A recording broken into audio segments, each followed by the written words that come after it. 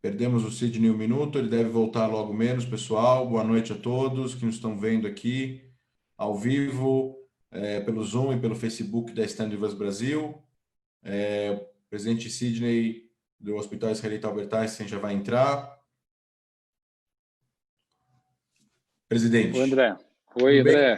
Tudo Tudo bem, bem? você? Como vai? Problemas tecnológicos aqui. Já resolvemos. Já. Tudo bem? Tudo bem, e você?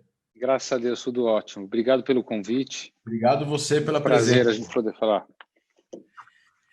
Como é que estão as coisas?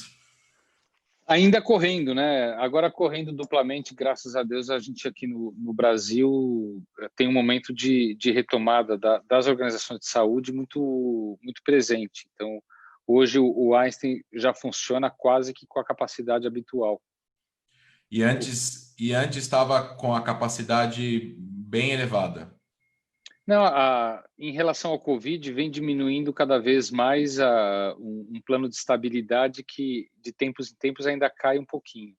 Mas eu digo assim, o hospital, enquanto uma organização de alta complexidade, onde os pacientes retomaram a utilização do hospital para resolver questões de saúde, para promoção de saúde. E isso a gente atribui, em parte, à segurança que foi colocada como ambiente para proteger o paciente que vem cuidar das suas questões de saúde melhor, né? Com E eu, certeza. como tenho uma atividade dupla, então o dia se alonga mais porque a minha atividade como médico, ela volta a ser também a todo vapor. Com certeza. Bom, antes de mais nada, obrigado mais uma vez pela sua presença. O Dr. Sidney, além de especialista no aparelho digestivo, ele é o presidente da Sociedade Beneficente Israelita Albert Einstein, orgulhosamente, eu não vou falar o melhor, né, para não entrar num problema político para você, com os nossos amigos do Sírio-Libanês, mas um dos melhores hospitais da América Latina.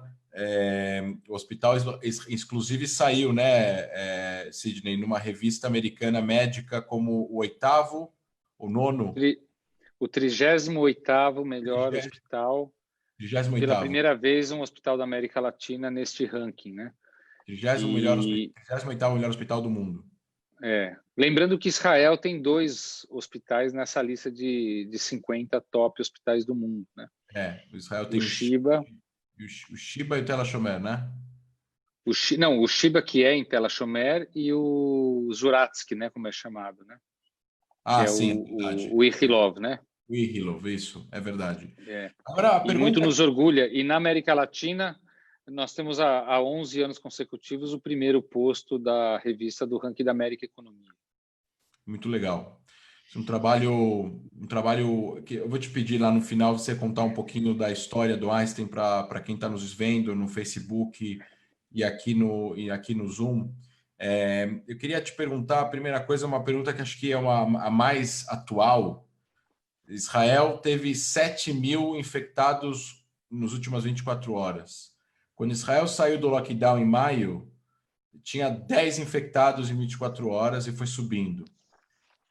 Israel entrou em lockdown bem mais avançado que o Brasil, né, bem mais restrito que o Brasil. Acho que Israel teve um dos lockdowns mais fortes, né, do mundo democrático, né, tirando a China e países que podem simplesmente fechar as populações nas suas casas.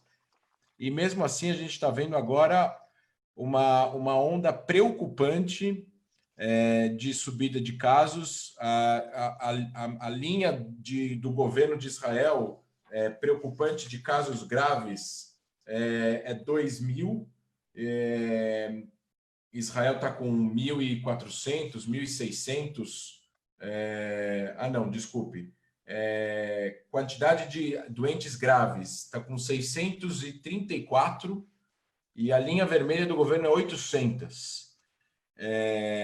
Por causa do sistema de Israel, provavelmente leitos deve ser muito menor do que um país como o Brasil, por causa do tamanho, apesar de proporcionalmente a população deve ser maior. A gente, no Brasil, estaria caminhando para um problema parecido, caso a gente... Porque as coisas estão reabrindo, as pessoas estão voltando, está tendo trânsito na rua, os shoppings estão abrindo mais cedo, tem escolas já voltando a ter aulas presenciais. A gente está chegando perto do final do ano, vai ter algumas festas, Réveillon, imagino eu, talvez não oficial, mas extraoficiais e privadas. Você vê isso com preocupação? Olha, em primeiro lugar, assim, para falar um pouco da situação em Israel, a gente lamenta muito, né, que Israel, num primeiro momento, foi um dos melhores países em termos de lidar com o início da pandemia, estabelecendo um lockdown extremamente rígido, com rastreamento da população.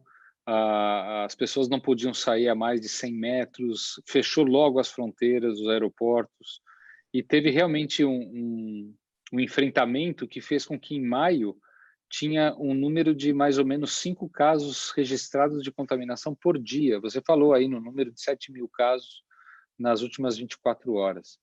E talvez o que houve no momento em que a situação estaria parcialmente controlada foi uma série de informações, talvez até um pouco confusas, e uma adoção da retomada das atividades, do relaxamento do lockdown, de uma maneira muito drástica no sentido da liberdade e da falta do controle dessa retomada. Então, num primeiro momento, eu lembro muito bem que Israel abriu o lockdown numa quinta-feira, né?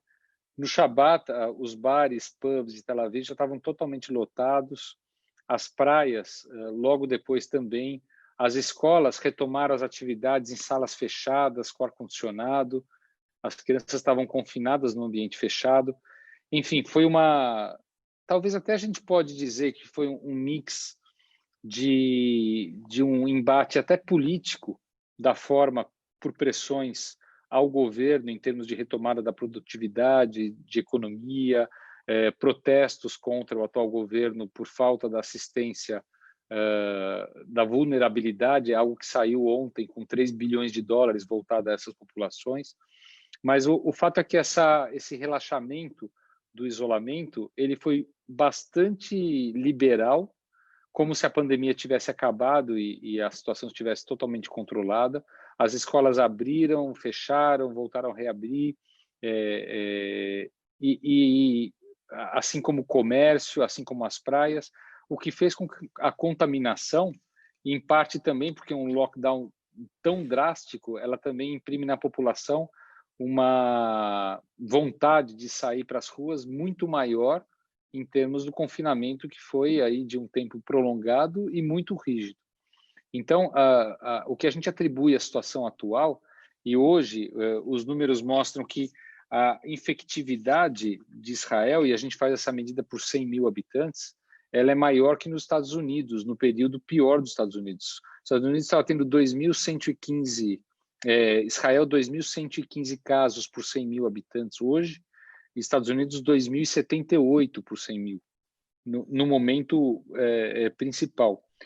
Quer dizer, quando a gente compara ao Brasil, aqui, e a gente tem que restringir a uma região, o Brasil são vários Brasis, obviamente a gente tem talvez como modo de comparação, o estado de São Paulo, né?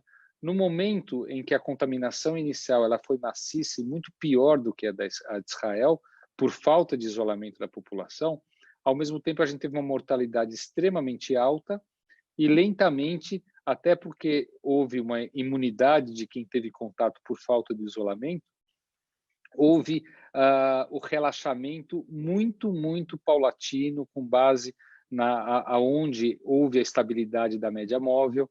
Enfim, primeiro liberou-se algumas atividades essenciais, posteriormente o tempo de abertura de alguns comércios foram maior, parques durante o fim de semana ainda não abriram. Quer dizer, esta retomada gradativa, a obrigatoriedade do uso de máscara em recintos, a não autorização para o retorno das atividades de estudantis, tudo isso faz com que a situação no estado de São Paulo e maiormente no município de São Paulo, ainda hoje, ela mantém uma curva de declínio. Ela mantém uma curva mais controlada, é algo que a gente vai conviver por muito tempo. Não há nenhum precedente de país que agora que controlou a gente vai abrir tudo, porque a doença está aí fora. Então, a população de alto risco ainda restrita em casa, as pessoas que saem à rua para o trabalho um pouco mais preocupadas com o uso da máscara e evitando aglomeração. Existe em Israel uma pressão política de cunho religioso para a reabertura de sinagogas, de aglomerações. Os próprios protestos contra o governo acabaram aglomerando muito. E neste momento, o que existe é uma incredibilidade da população acerca das novas diretrizes, obrigando, assim, a adesão no último fim de semana foi pífia perto daquilo que o governo colocou para depois de Rosh Hashanah. Então, essas são diferenças e, infelizmente, a gente ainda vai conviver em Israel e alguns, você citou bem a média, a linha vermelha, mas alguns hospitais já estão, isso foi matéria do Haaretz hoje, da capa, já estão recusando pacientes por falta de vaga. Haifa, né? No norte, acho que Haifa Isso. Recusou. A população árabe israelense teve um recontágio maior ainda. Eu vejo aqui em alguns gráficos israelenses, por exemplo, que eu tirei hoje do Canal 2, de que você falou justamente, né, dos novos doentes. É engraçado, aparece Brasil, Israel e Estados Unidos, os maiores, né, de 26, 27 mil casos a cada 100 mil, né? No caso aqui, aparece, de acordo com a quantidade da população, Israel aparece em segundo lugar, acima dos Estados Unidos, abaixo do Brasil, né? Então, os 3 países lá liderando no contágio. Agora, em relação a pessoas que curaram, o que me chamou a atenção é esse gráfico daqui, que eu mostro aqui para vocês, que aparece o Brasil como o país que mais teve recuperados em relação à quantidade de pessoas que se infectaram, seguido em segundo lugar por Israel. E o resto do mundo, lá embaixo. Tem algum motivo específico por isso? Talvez a gente tem que lembrar também, André, que o Brasil é um dos países que menos testes aplicaram na população. Então, quando a gente fala desses pacientes que se curaram, são os pacientes que tiveram oportunidade de ter o teste realizado. E isso foi realizado naqueles pacientes que necessitaram de internação. Os pacientes que apresentaram sintomas leves, mais semelhantes à gripe, talvez não façam parte porque não houve notificação e porque não houve testes, o que seria um aumento da base muito maior. Então, portanto, a gente acaba lidando com informações que, a despeito de testes, inclusive sorológicos, que têm suas falhas, permitem o acompanhamento quando a gente compara a mesma população em cronologias diferentes. Sim. Mas quando a gente compara países diferentes, países onde os testes foram mais estressados sobre a população, a gente tem informações mais fidedignas do que a gente tem no Brasil, infelizmente.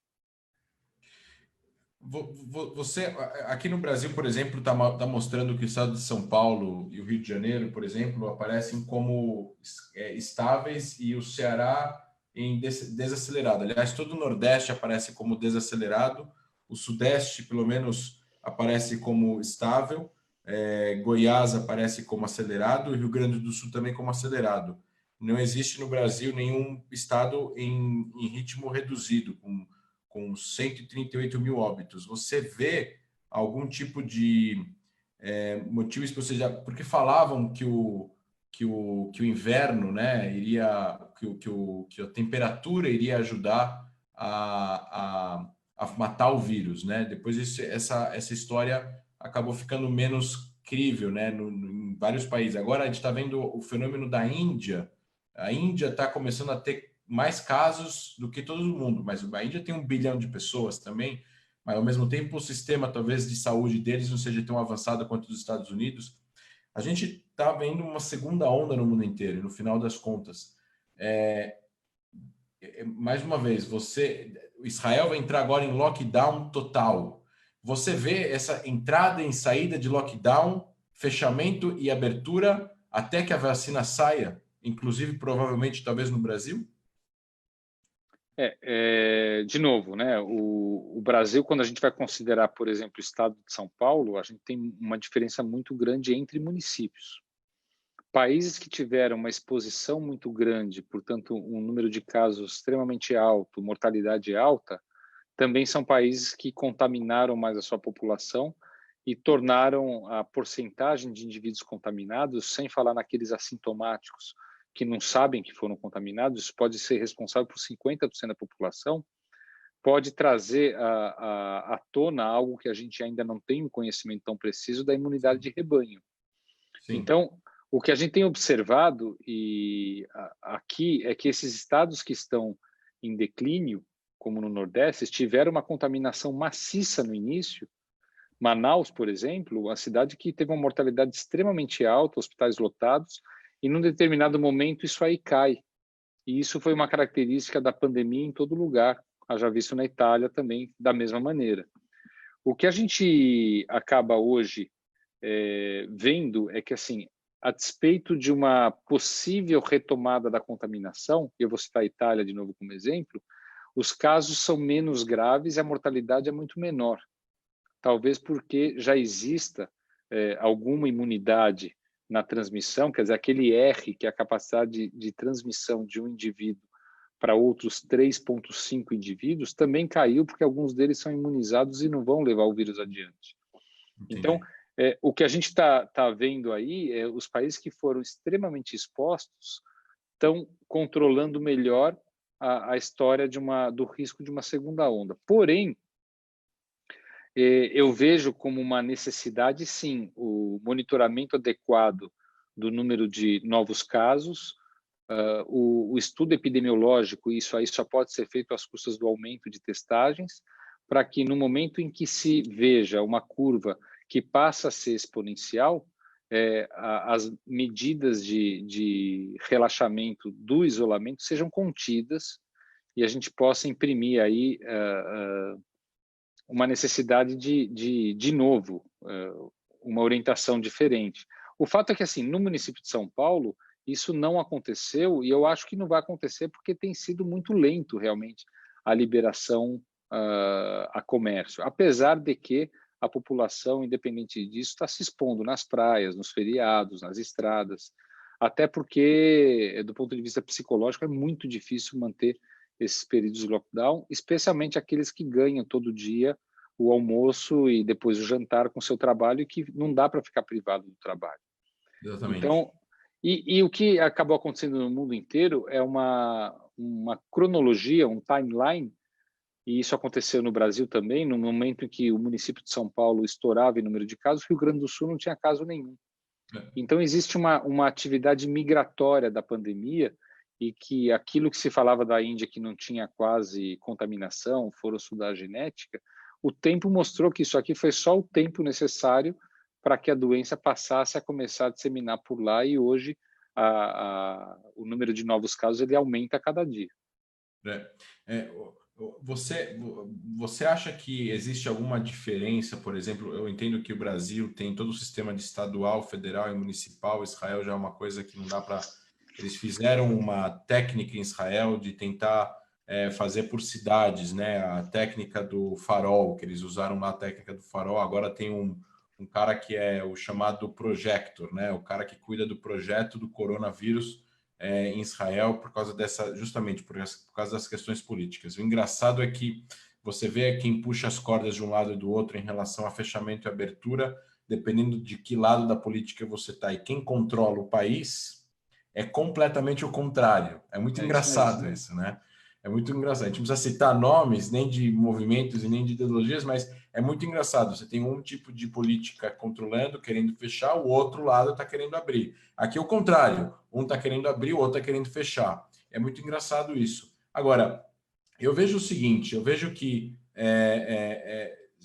você, diversas vezes ao longo dos últimos meses, você teve várias notícias desencontradas, às vezes algumas delas super publicadas em grandes mídias sociais e grandes jornais israelenses, dizendo de que Israel estava no grupo dos países que já colocaram patentes, já desenvolveram o que eles chamam de Pritzat Derech em hebraico, né? De encontrar algum caminho para começar a testar em humanos, etc. E tal. No começo da pandemia, eu lembro que eu até publiquei, daqui a 3 semanas, Israel vai saber quando vai ter vacina. Ou seja, nenhuma dessas notícias se concretizou.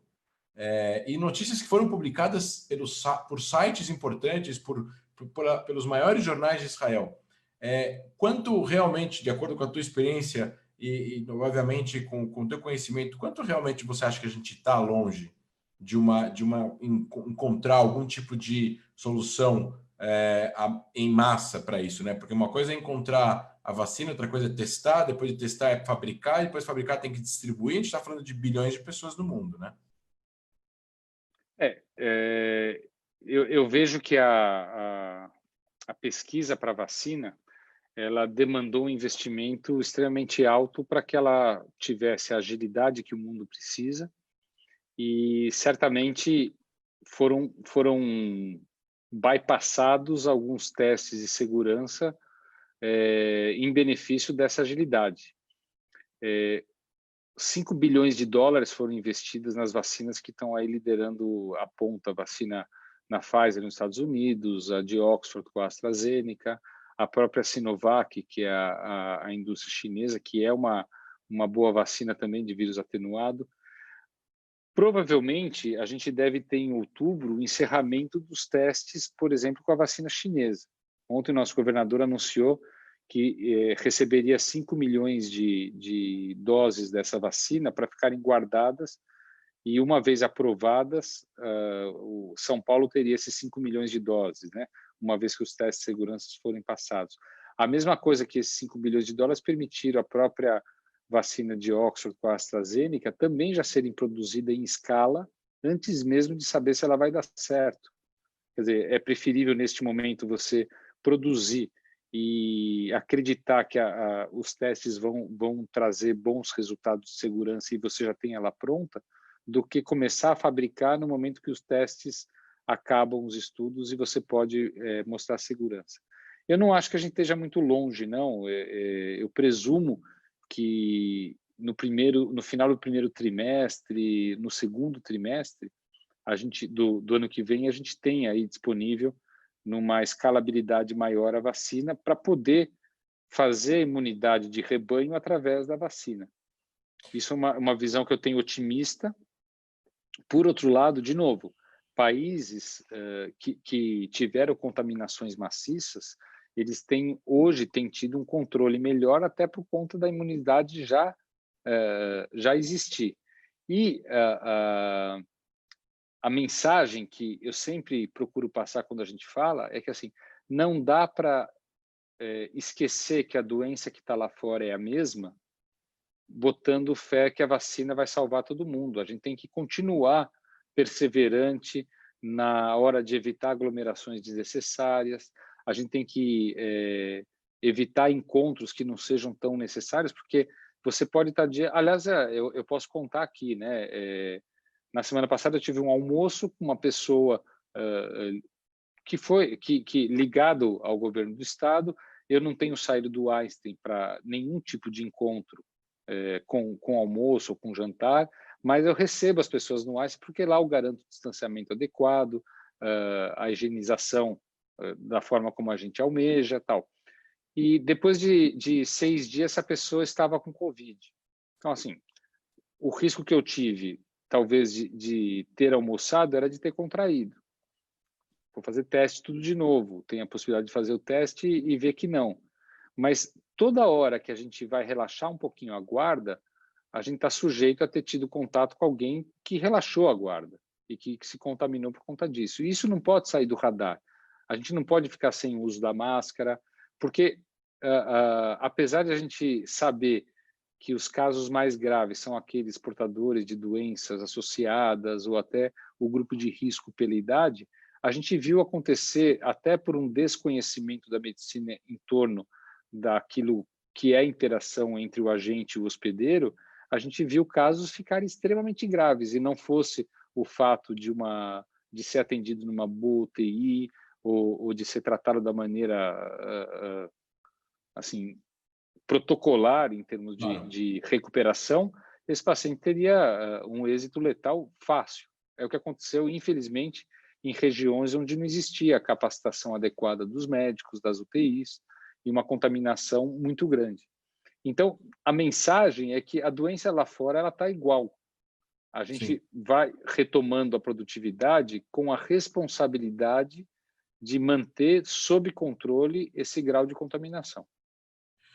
E isso até chegar, eventualmente, uma quantidade de vacinas que possam fazer Imunizar. imunizar as pessoas que provavelmente não pegaram, né? Primeiro, Uhum. deve existir algum tipo de protocolo, os mais velhos, principalmente, depois aqueles que não pegaram, e posteriormente aqueles que já, na teoria, estão imunes a isso. Existiu, durante esse período, trocas interessantes profissionais entre o Einstein e hospitais israelenses em relação a projetos ou experiências. Eu sei que o Einstein também tem o projeto das placentas, de pesquisa. Como é que... conte um pouco, se você puder, a respeito desses Claro, projetos. claro. A primeira interação que a gente teve quando a pandemia estava começando, por conta de relacionamentos já criados em outras instâncias da medicina, com trauma, por exemplo, no Shiba, a gente teve com médicos do serviço de urgência do Shiba, do Haim Shiba, que é o nono melhor hospital do mundo hoje em dia, nesse ranking, né?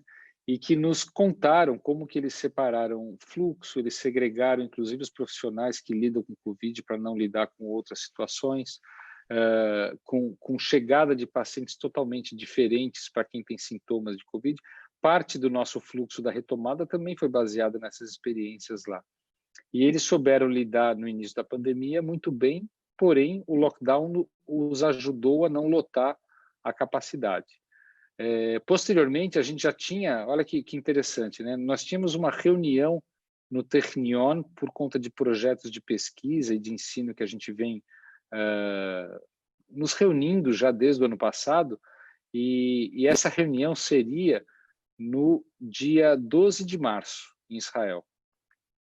E, num determinado momento, o nosso time de executivos, mais os vice-presidentes voluntários que iriam para lá para selar praticamente um acordo, ficaram com medo. Se eu chegar em Israel, Israel fecha as fronteiras, eu não volto de Israel.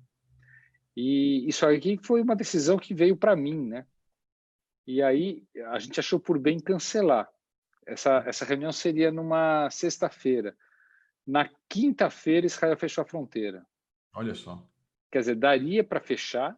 Desculpa, Israel fechou no dia que eles estariam lá. Eles chegariam na quinta e você imagina, chegar lá e não poder voltar, ou ter que arrumar rotas alternativas para retornar, né? Claro.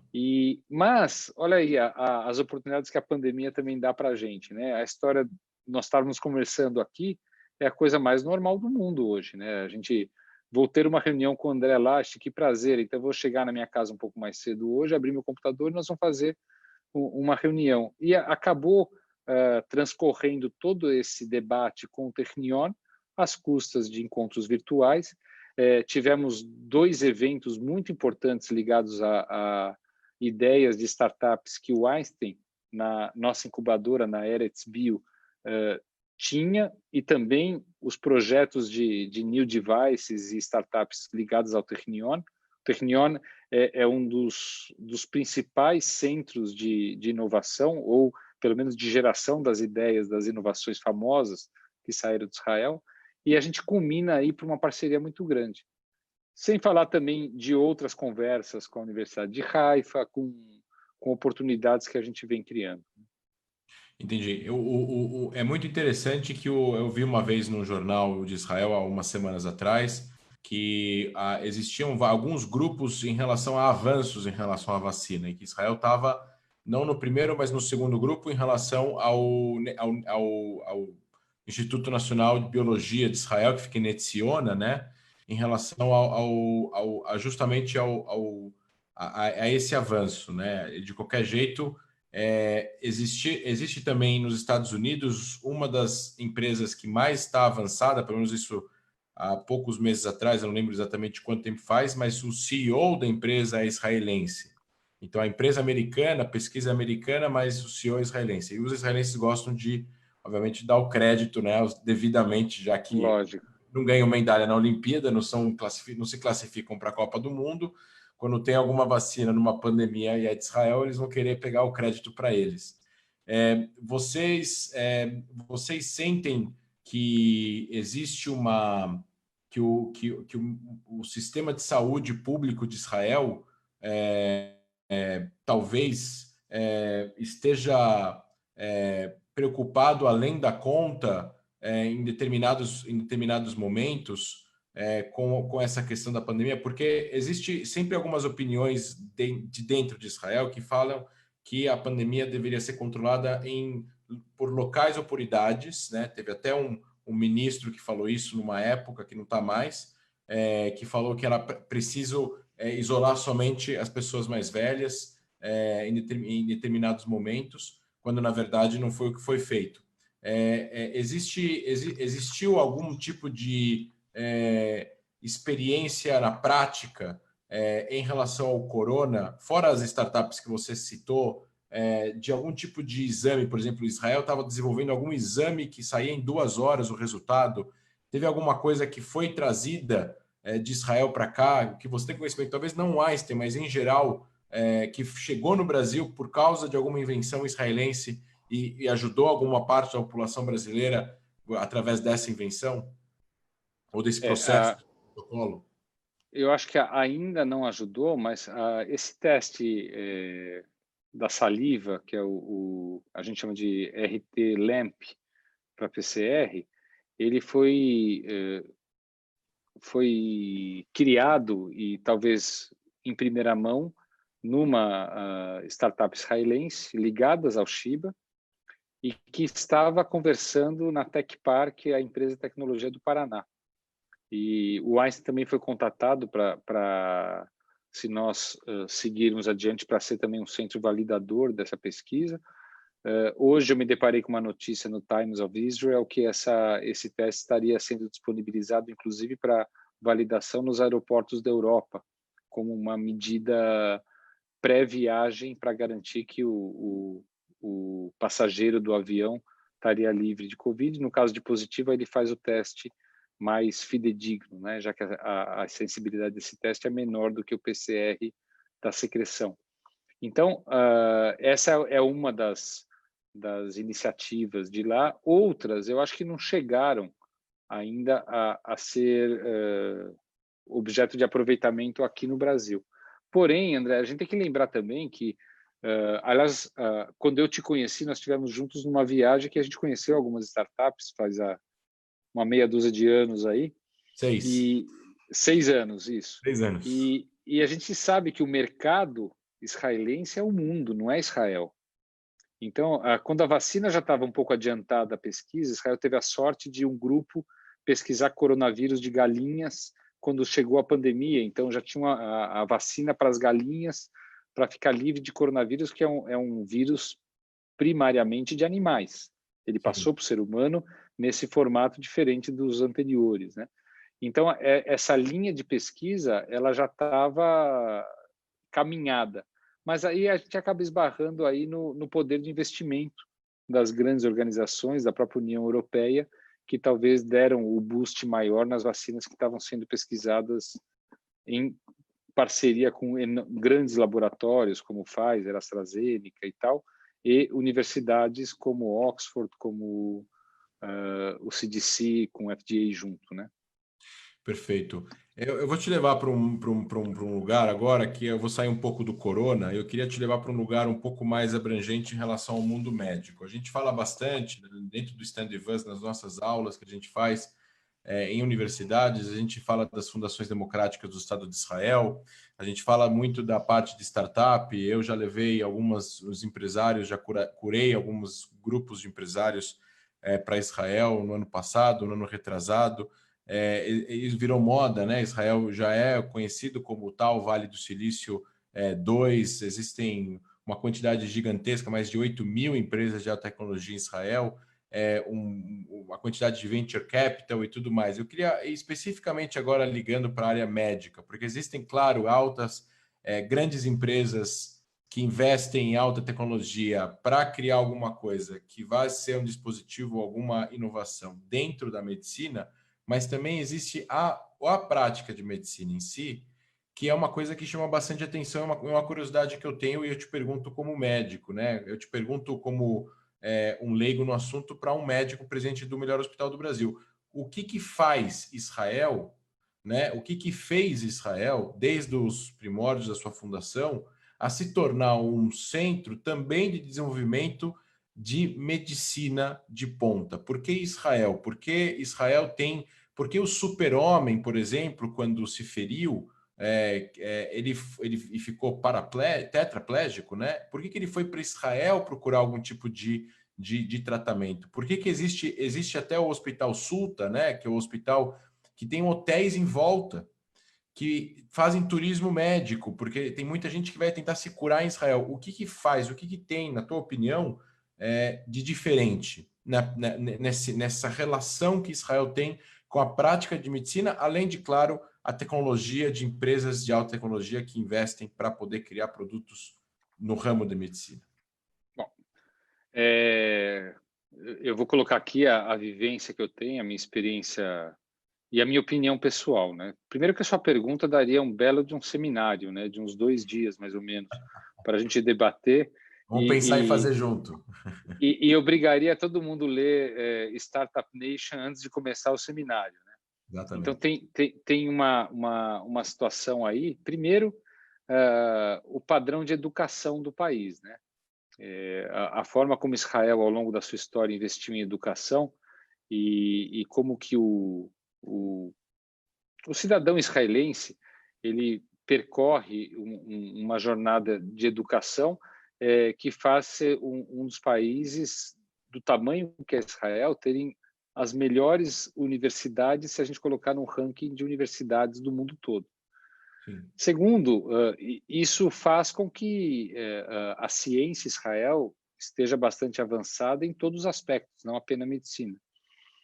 A outra coisa é que, e o próprio Startup Nation nos conta, né, que a oportunidade que o Exército traz, até porque é um exército de defesa de Israel que precisa estar com a criatividade, a invenção de novas tecnologias para continuar defendendo o país, cria um ambiente propício à inovação e também, por se tratar de uma instituição que lida com feridos, que lida com situações que impactam a saúde, também tem que criar inovações para lidar com isso. Haja visto que a medicina ela avança, e no mundo, se você olhar para trás, os grandes avanços da medicina vieram após guerras. A gente fala hoje de cirurgia robótica, mas ninguém lembra que nos Estados Unidos eles começaram a querer trilhar por um caminho de cirurgia robótico na guerra do Kuwait ainda, para que a experiência de um cirurgião que não está no front pudesse atender um soldado ferido. Olha só. E essa possibilidade de as pessoas se conhecerem, talvez no momento de idade onde a criatividade transborda para solucionar problemas, fazem com que a gente busque as soluções em todos os âmbitos da saúde, inclusive na indústria farmacêutica, inclusive na abordagem da assistência, na pesquisa. Então, Israel, ao longo do tempo, ela foi crescendo em todas as áreas que pudesse trazer inovação, não apenas um modelo assistencial, mas também na parte daquilo que vai fazer a medicina ser mais sustentável, trazer hoje, talvez uma das grandes esperanças para o futuro é a gente falar de medicina personalizada, sequenciamento genético. Isso não seria possível se não fosse o desenvolvimento de transformação digital, capacidade de processamento de dados, uso de aplicativos. As feiras de inovação em saúde acabam acontecendo em Israel. Eu tive a oportunidade de estar no ano passado na Made in Israel, foram quase 500 soluções para a saúde que estavam sendo expostas, fora palestras de altíssimo nível. Então, é um país que a gente tem que se orgulhar em termos do caminho que trilha para a ciência, sem falar no fomento, por conta disso, que faz criar polos de inovação, de pesquisa médica, como o Weizmann, como o Technion, como a Universidade de Haifa. Quer dizer, são polos de atração e quando você cria polo de atratividade, o mundo está voltado para isso. Então, você atrai pesquisadores da mais alta qualidade do mundo todo, porque lá tem o fomento também. Entendo. Eu vou te ler. A gente tem uma audiência agora de mais de 100 pessoas. Tem pessoas vendo a gente pelo Facebook e pelo Zoom. Pergunta via Facebook, né? Motivos da segunda onda da pandemia em Israel: governo, população, território. Pode ser, por ser considerado um país pequeno em relação ao Brasil, e o nosso Nordeste. Ela pergunta se essa segunda onda é por ser ou não um país pequeno. Você acha que tem a ver com um país pequeno? Porque pequeno por uma parte, mas por outra, concentração de pessoas, né? Tem muitos lugares que tem mais concentração aqui no Brasil do que em Israel. Não, eu não acho que é pelos aspectos geográficos do país. Eu acho que o que houve foi um mix, no meu modo de ver, talvez do falso entendimento de que a pandemia, a sensação de que a pandemia estava sendo controlada e, portanto, ela acabou, foi algo que para mim foi muito marcante. Quer dizer, no dia que suspenderam o lockdown, a gente via fotos dos bares de Tel Aviv totalmente lotados e ninguém de máscara. Sim, ninguém de máscara. Ninguém de máscara. As praias também super populadas. Sim. As escolas cheias de crianças que os pais já não aguentavam mais manter em casa e queriam voltar ao trabalho. Eu tenho minha cunhada, irmã da minha esposa, ela é diretora de Ganim, lá em Israel, numa região. E ela tinha dia que ela ia trabalhar, dia que ela não podia trabalhar, porque aí as escolas fechavam, aí a escola abria, a escola fechava. Então, houve uma certa sensação de que a pandemia tinha passado, além de uma combinação de orientações confusas, não fosse essas orientações confusas, a escola não abria, depois fechava, abria, depois fechada, e, obviamente, um embate político que você descreveu bem no início da nossa conversa, que conta com diversas correntes acerca do aumento e ganho e retorno da produtividade, outras preocupadas com a questão da saúde, outras preocupadas com questões religiosas. A gente viu cidades lá com predomínio de ortodoxos que não respeitaram em nenhum momento o lockdown, foi necessária até a intervenção do exército para que e sítio, né, praticamente daquela cidade. Então, eu acho que da mesma forma como Israel deu uma lição para o mundo na contenção inicial, talvez a baixada de guarda e o orgulho por ter feito assim permitiu que a sensação da pandemia controlada cobrisse o país todo e deixou-se de ter o cuidado. Exato. Perguntam aqui, por exemplo, e a gente tocou nisso, mas não falou de porcentagem. Quanto por cento da população precisa ser vacinada para termos a volta à normalidade? Porque parece que não é todo mundo que precisa ser vacinado, né? É uma porcentagem da população. Você teria como, talvez, imaginar uma porcentagem ou aos países...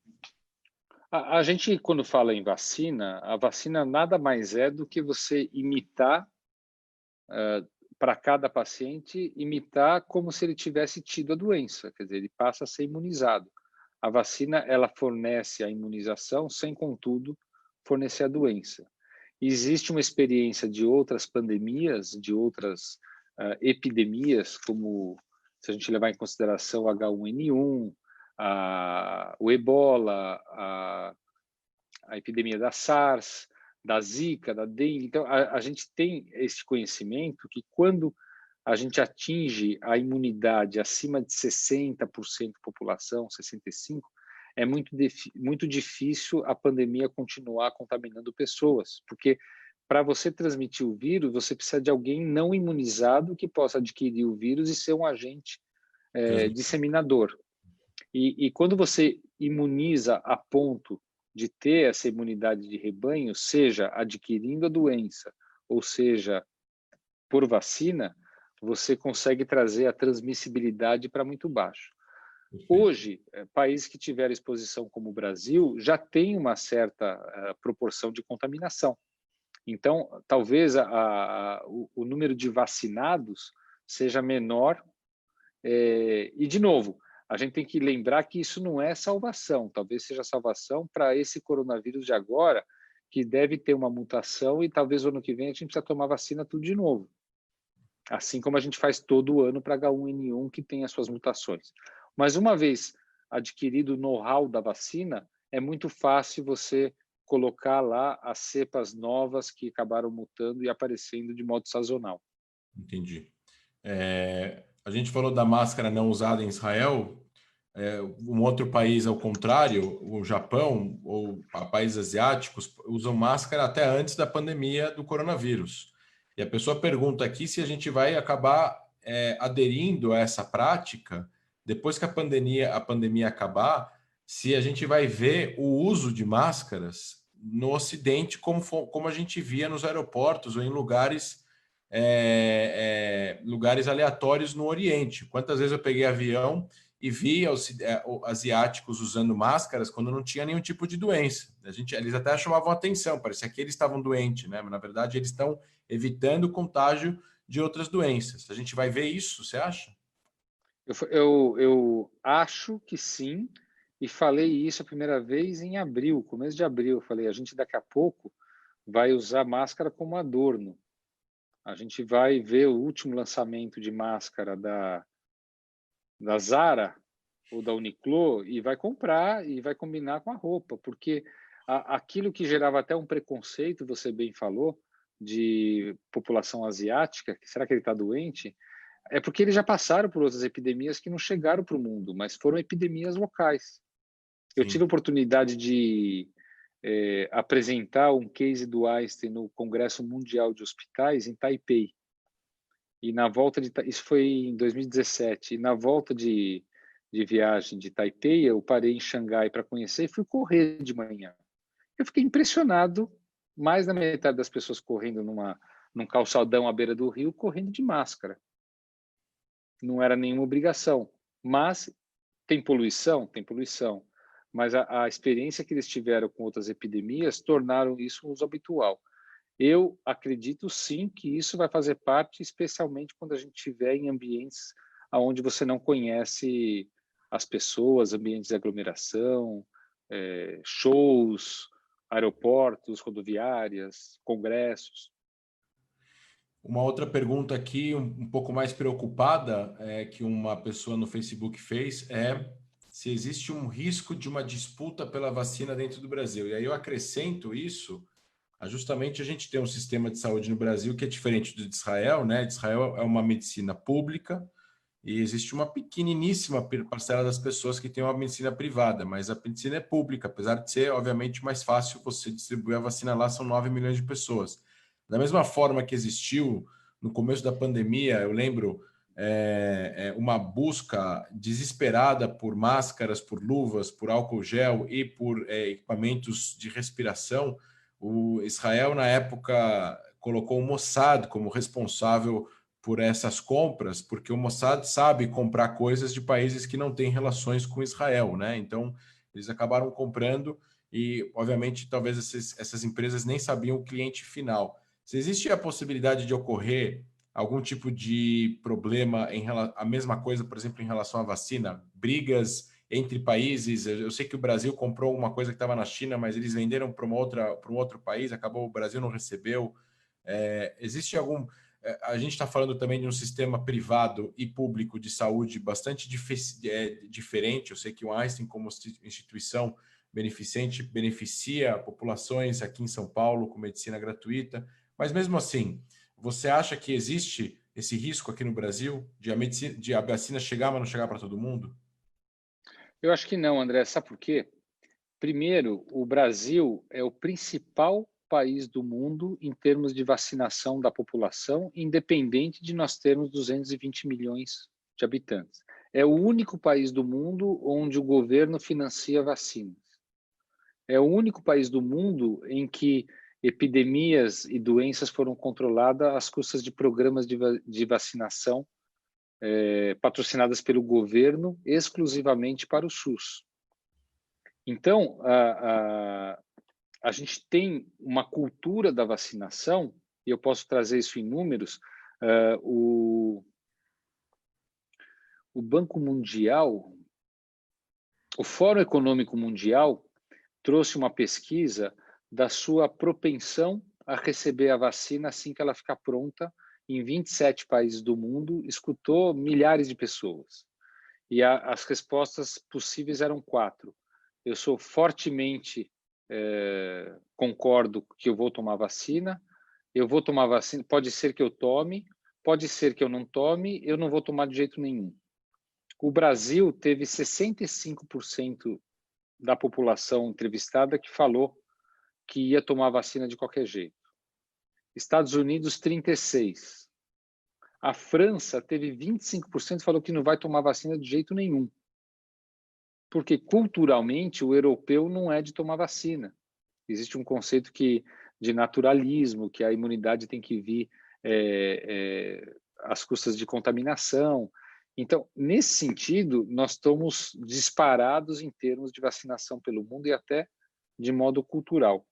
E aí, aquilo que foi investido no Brasil, na verdade, foi feito em termos de ter a vacina por 2 organizações ligadas ao governo.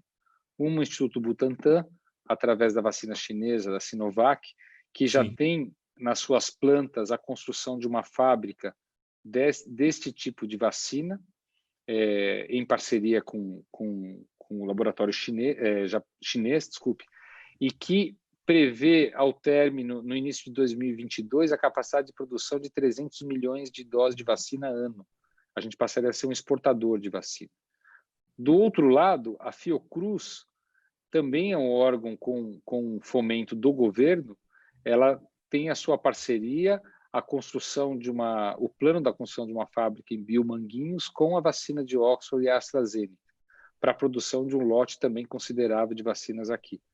Então, talvez, se houver uma disputa interna, vai ser entre as organizações quem chega mais rápido para produzir e qual vacina. Mas eu acho que a gente tem aí uma situação privilegiada do ponto de vista cultural e por ser um país que já vacina seus habitantes. Uma outra pergunta que surgiu aqui era se vai existir, por exemplo, qual a melhor vacina? Vai ter uma vacina melhor, uma vacina pior, ou na hora que saiu, as outras vão deixar de existir porque já saiu uma vacina e eles vão copiar aquele modelo específico? Olha, a gente não sabe qual vai ser mais ou menos eficaz, qual vai ser mais ou menos segura. Existem modelos diferentes de vacina, existem vacinas que usam proteínas do vírus, existem sequências diferentes das proteínas do vírus, existem vacinas que usam o próprio vírus atenuado para conferir imunidade, e a gente entende que a gente também não sabe tudo em relação à imunidade. No início achava-se que o anticorpo, aliás, nós falamos muito sobre isso, né?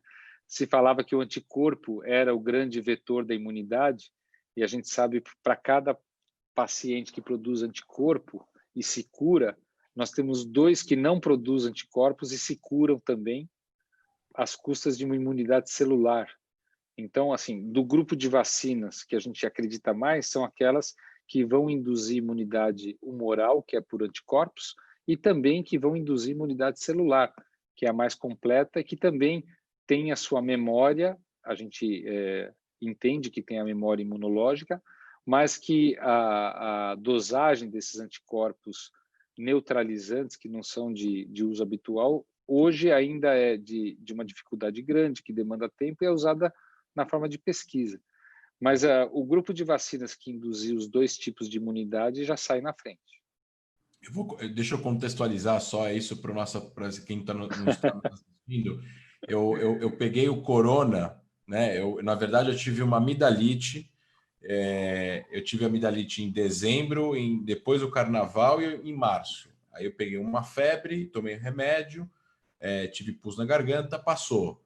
Passou um mês, eu fiz um teste de sangue em um laboratório que era qualitativo e não quantitativo. E saiu IgG reagente e IgM não reagente. Não sabendo o que significava, liguei para o meu amigo Sidney, presidente do Hospital Einstein. Sidney, o que é isso? Você falou, você está imunizado, você lembra? Isso em meados de abril. Eu falei, isso significa que eu peguei o vírus, curei, não pode ser provavelmente. Aí eu falei, mas eu peguei uma amidalite, a amidalite não é bactéria? Aí o doutor, obviamente, falando com o leigo que não fez medicina, falou, não, mas o vírus colocou a sua imunidade lá embaixo, aí você pegou a bactéria, colocou a tua imunidade lá embaixo, aí você pegou o vírus, né? Então você teve a amidalite, deve ter pegado o vírus também. Ou o contrário. Ou o contrário. E aí eu fiz o teste no Einstein e saiu que eu estava lá com 3,4 de IgG. E acima de 1 é reagente, estou imunizado. E aí eu estava na dúvida, eu tinha conversado com outro amigo nosso em comum, que o filho dele estava com 7. Eu falei, nossa, mas eu estou com 7. Liguei lá com o pessoal do Einstein e falaram, não, mas a menina que me atendeu, ela estava com 2. Bom, passou 3 meses, 4 meses, começou a surgir essas notícias de que a imunidade ela termina mais rápido do que estavam falando. Pelo menos esse IgG termina mais rápido do que estavam falando. E aí eu fui novamente no Einstein fazer um exame por desencargo de consciência e saiu que eu estava com 0,2 de IgG. E aí eu liguei novamente para o amigo Sidney e falou, a gente com certeza deve ter outra forma de imunidade que a gente ainda não descobriu, porque a medicina ainda não descobriu qual é. Fato é que tem quantos? 40 milhões de casos no mundo e não tem tantos casos de reinfecção, ou seja, deve existir alguma forma de imunidade. E eu virei um PhD no assunto do coronavírus por causa das minhas ligações com o Sidney. Vale falar que a última foi num certo desespero, né? Acabou meu anticorpo. Eu tava meio preocupado, né? Porque eu já estava me sentindo tipo, estou imunizado, não transmito, pelo menos não transmito com a saliva e tudo mais. Doutor Sidney, tem um elogios aqui para você. Vindo da nossa audiência, Dr. Kleiner é uma grande referência na medicina e na presidência da instituição Albert Einstein, grande trabalho em prol dos pacientes, parabéns, do Gilberto Levenbuch, no Facebook. Eu queria não tomar mais o seu tempo, já temos 1 hora de live, queria agradecer a sua presença, e uma honra para nós do Stand With Us estarmos fazendo essa live com você. Já estivemos aí no Einstein, né, no hospital, fazendo uma palestra sobre o Oriente Médio. Será uma honra para nós voltarmos. A gente pode até fazer alguma coisa relacionada à medicina e tecnologia para pessoas interessadas nesse tema no Einstein, relacionadas, obviamente, à startup, a Startup Nation, que é Israel.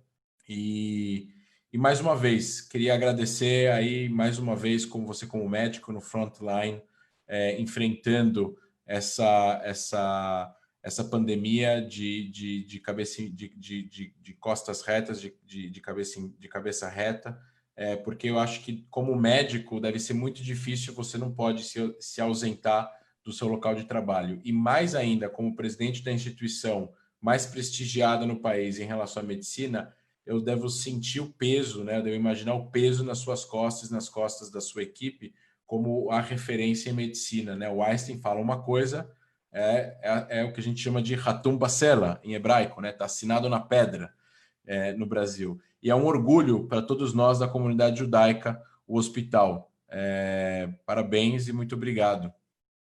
André, eu queria só, antes de encerrar, falar 2 coisas, né? Primeiro, que para mim é um privilégio estar aqui com você e sem nenhuma forma de